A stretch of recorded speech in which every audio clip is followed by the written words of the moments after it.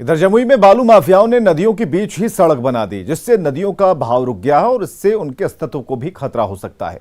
जिले की लाइफलाइन कही जाने वाली क्यूल नदी में भी बालू खनन के नियमों का खुलकर उल्लंघन चल रहा है। जमुई जिले से गुजरने वाली अलग अलग नदियों के लगभग 40 बालू घाटों से बालू का खनन हो रहा है, उठाव हो रहा है, लेकिन उस खनन और उठाव को लेकर नियमों को ताक पर रखकर काम किया जा रहा है। नतीजा जिससे देख सकते हैं कि जो नदी में सड़क बना दी गई है। जमुई शहर से सटा पत्नेश्वर का ये बालू घाट है, कह सकते हैं कि रास्ता है, सड़क बना दी गई है जो दो बालू घाट कटौना और सतगामा बालू घाट तक जाती है और जहां पर सड़क बना दी गई है मिट्टी मोरम डालकर।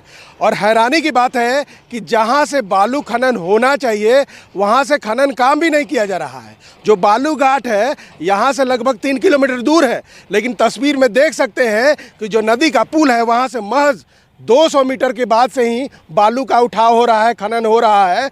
या यूँ कह सकते हैं कि बालू माफिया की जो मनमौजी चल रही है उस पर कोई कार्रवाई होते नहीं दिख रही है, जिसका असर नदी पर पड़ेगा, नदी का अस्तित्व पर पड़ रहा है।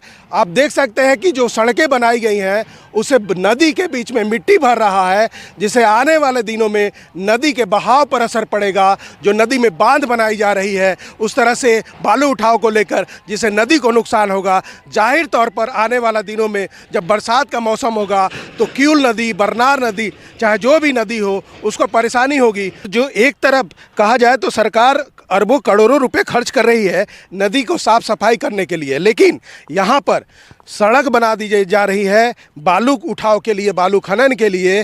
वो गलत है कहा जा रहा है और साथ ही जिसे आने वाले दिनों में नदी को नुकसान होगा, चाहे जमुई जिले का क्यूल नदी हो या फिर बरनार नदी। केसी कुंदन, न्यूज़ 18 जमुई।